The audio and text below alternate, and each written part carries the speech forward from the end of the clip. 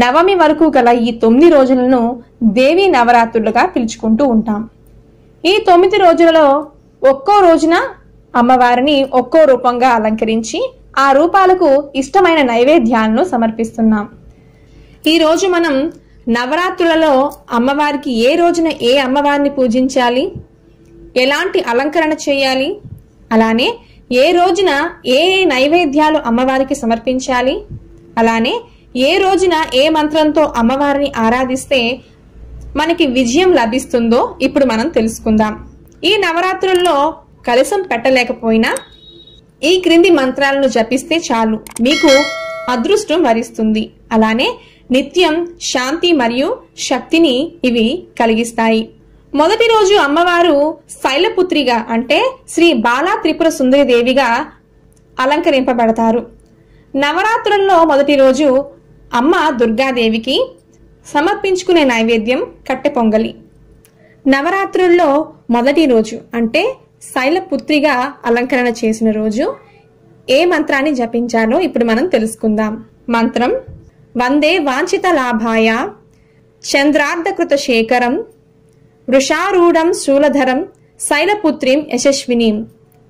కుడి చేతిలో త్రిశూలాన్ని, వామహస్తంలో పద్మాన్ని, వృషభ వాహినిగా అవతరించిన శైలపుత్రుణ్ణి స్మరించినంతనే, శ్రవణం చేసినంత మాత్రాన్నే విజయోత్సాహం కలుగుతుందని దీని అర్థం.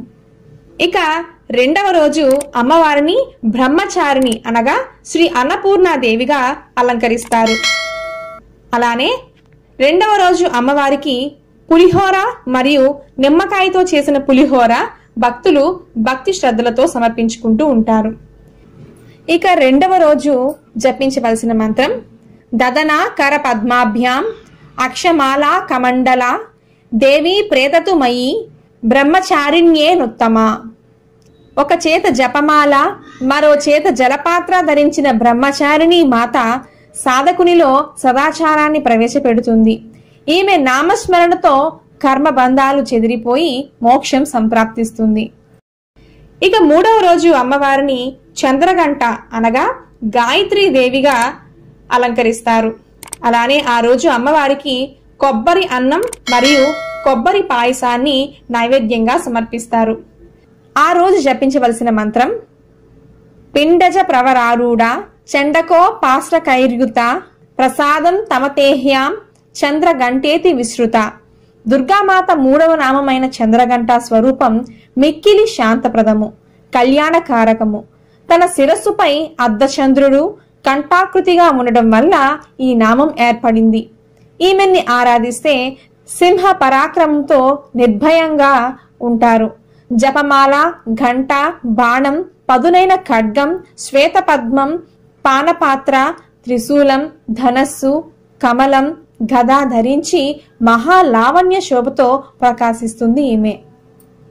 ఇక నాలుగవ రోజు అమ్మవారిని కూష్మాండ అంటే శ్రీ మహాలక్ష్మీదేవి రూపంలో అలంకరణ చేస్తారు. ఈ రోజు అమ్మవారికి మినప గారెలు లేదా మొక్కజొన్న గారెలు లేదా పెసర గారెలను నైవేద్యంగా సమర్పిస్తారు.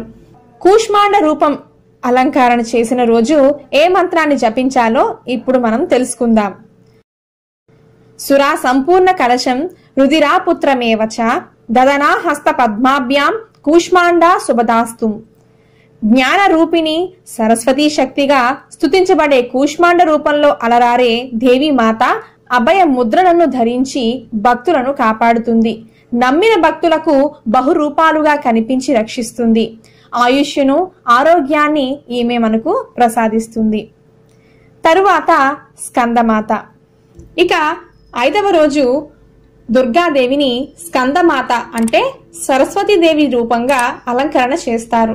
ఆ రోజున అమ్మవారికి పెరుగన్నంను నైవేద్యంగా సమర్పిస్తారు. ఇక స్కందమాత అలంకరణ రోజు ఏ మంత్రాన్ని జపించాలో ఇప్పుడు మనం తెలుసుకుందాం. సింహాసన గతా నిత్యం పద్మాశ్రిత కరద్వయ శుభదాస్తు సదాదేవి స్కందమాత యశస్విని. శక్తిధరుడైన స్కందదేవుని జనని కావటం వల్ల దుర్గామాత స్కందమాతగా పిలువబడుతుంది. సుబ్రహ్మణ్యం అని కుమారస్వామిని స్మరిస్తే ఆయన తల్లి అయిన స్కందమాత హృదయం నిండా ఆనంద జ్యోతులు ప్రకాశిస్తాయి. ఈమెని ఆరాధించే వారు దివ్య తేజస్సుతో స్వచ్ఛ కాంతులతో విరాజిల్లుతారు. ఇక 6వ రోజు దుర్గాదేవిని కాత్యాయిని అంటే శ్రీ లలితాదేవి రూపంగా అలంకరణ చేస్తారు. ఆ రోజు అమ్మవారికి కేసరిని ప్రసాదంగా సమర్పిస్తారు. కాత్యాయిని అలంకార రూపంలో అమ్మవారిని ఏ మంత్రంతో మనం పూజించాలో ఇప్పుడు మనం తెలుసుకుందాం. చందరహ సోజ్వలకరం సాధూల వరవాహన కాత్యాయని శుభం దద్యోదేవి దానవ ఘాతిని. కాత్యాయని మాత వింధ్యాచల వాసిని. ఈమె సాక్షాత్తు గాయత్రి అవతారమేనని చెప్పబడింది. కాత్యాయని ఉపాసన వల్ల సంతాపాలు, భయాలు, అనుమానాలు దూరమవుతాయి. ఇక 7వ రోజు అమ్మవారిని కాళరాత్రి అంటే శ్రీ దుర్గాదేవి రూపంగా అలంకరణ చేసి కనకదుర్గాదేవికి శాకాన్నం లేదా కలగూర పులుసును నైవేద్యంగా సమర్పిస్తారు. ఏకవేణి జపకర్ణి పురానగ్న ఖరాస్థిత లంబోష్టి కర్ణికా కర్ణి తైలజ్యాక్త శరీరిని వామ పాదోల్లి సల్లోహలిత కంటకాభూషణ వరమూర్ధ ధ్వజా కృష్ణ కాళరాత్రిం భయంకరి. కాళరాత్రి దేవి కాళవర్ణంతో త్రినేత్రాలతో ప్రకాశిస్తూ ఉంటుంది. ఈమె వాహనం గార్ధవం. ఈమె ఉపాసన వల్ల సర్వ విపత్తులు తొలగిపోయి సర్వ సౌభాగ్యాలు లభిస్తాయి. ఈమెకు గల మరో నామం శుభంకరి. ఇక 8వ రోజు అమ్మవారిని మహాగౌరి అంటే శ్రీ మహిషాసుర మర్దిని దేవిగా అలంకరణ చేసి రవ్వతో చక్కెర పొంగలి లేదా చక్కెర పొంగలిని నైవేద్యంగా సమర్పిస్తారు. మహాగౌరి అలంకరణ రోజు ఏ మంత్రాన్ని జపించాలో ఇప్పుడు మనం తెలుసుకుందాం. శ్వేతే వృషే సమారూఢ శ్వేతాంబర దదా శుచి మహాగౌరీ శుభం దద్యాత్ మహాదేవ ప్రమోదద. అష్టమశక్తి అయిన మహాగౌరి పూజ కారణంగా ప్రాప్తించే మహిమలు శ్రీదేవి భాగవతంలో వర్ణింపబడినవి. ఈమె నామస్మరణ చేత సత్ప్రవర్తన వైపు మనస్సు నడుస్తుంది. సర్వవిధ శుభంకరి మహాగౌరి. ఇక 9వ రోజు దుర్గాదేవిని సిద్ధిదాత్రి అంటే శ్రీ రాజరాజేశ్వరి దేవిగా అలంకరణ చేసి ఆ రోజున పాయసం లేదా క్యారెట్ పాయసం, కొబ్బరి గసగసాలతో చేసిన పాయసాన్ని గాని లేదా అన్నంతో చేసిన పాయసాన్ని భక్తులు ప్రసాదంగా సమర్పిస్తారు. ఆ రోజు ఏ మంత్రాన్ని జపించాలో ఇప్పుడు మనం తెలుసుకుందాం. సిద్ధ గంధర్వ యక్షైద్యః అసురైర మరైరపి సేవ్యమానా సదా భూయాత్ సిద్ధిదా సిద్ధిదాయిని. 9వ శక్తి స్వరూపమైన సిద్ధిదాత్రి సర్వ సిద్ధులను ప్రసాదిస్తుంది. ఈమె కరుణ వల్లే పరమేశ్వరుణ్ణి అర్ధ శరీర భాగాన్ని పార్వతీదేవి పొందినట్టుగా పురాణ కథనం చెబుతుంది. ఈమెకి ప్రార్థన చేస్తే పరమానందదాయకమైన అమృత ఫలితం మనకి సంప్రాప్తిస్తుంది. అయితే ఈ విజయదశమి నాడు అంటే శరన్నవరాత్రుల్లో చివరి రోజైన విజయదశమి నాడు సూర్యోదయానికి ముందే నిద్ర లేవాలి. ఉదయం 5ంటికి నిద్ర లేచి తలస్నానం చేసి పూజా మందిరంను ఇల్లు శుభ్రం చేసుకోవాలి. గడపలకు పసుపు కుంకుమ, గుమ్మానికి తోరణాలు, పూజా మందిరంను రంగవల్లుతో అలంకరించుకోవాలి. ఎర్రటి పట్టు వస్త్రాలను ధరించి పూజకు రాజరాజేశ్వరి ఫోటో కాని దుర్గాదేవి ప్రతిమను గాని సిద్ధం చేసుకోవాలి. ఎర్రటి అక్షింతలు, ఎర్రటి కనకాంబరాలు, నల్ల కలువ పువ్వులు, అలాగే నైవేద్యానికి పొంగలి, పులిహోర, అరటిపళ్ళు సిద్ధం చేసుకోవాలి. సాయంత్రం 6 గంటల నుండి 9 గంటల వరకు విజయదశమి పూజ చేసుకోవచ్చు. ఈ పర్వదినం శుక్రవారం పూట వస్తే చాలా మంచిది.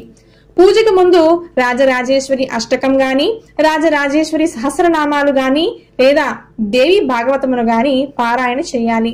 ఇంకా విజయదశమి రోజున దుర్గాదేవి శ్రీశైలం ఆలయాలను దర్శించుకోవడం శుభ ఫలితాలను ఇస్తుంది. దీపారాధనకు 3 ప్రమిదలు, 9 వత్తులు తీసుకోవాలి. హారతికి అలానే దీపారాధనకి ఆవు నేతిని గాని లేదా నువ్వుల నూనె వాడవచ్చు. నుదుట కుంకుమను ధరించి ఓం శ్రీమాత్రే నమః అనే మంత్రాన్ని 108 మార్లు జపించి అనంతరం దీపారాధన చేయాలి. మరొకసారి మీ అందరికీ విజయదశమి శుభాకాంక్షలు తెలియజేసుకుంటూ మరికొన్ని ఆసక్తికరమైన ఆధ్యాత్మిక విషయాలను తెలుసుకోవడానికి మా యూట్యూబ్ ఛానల్ను సబ్స్క్రైబ్ చేయండి. మరికొన్ని ఆసక్తికరమైన ఆధ్యాత్మిక విషయాలను తెలుసుకోవడానికి మా యూట్యూబ్ ఛానల్ను సబ్స్క్రైబ్ చేయండి. నమస్కారం.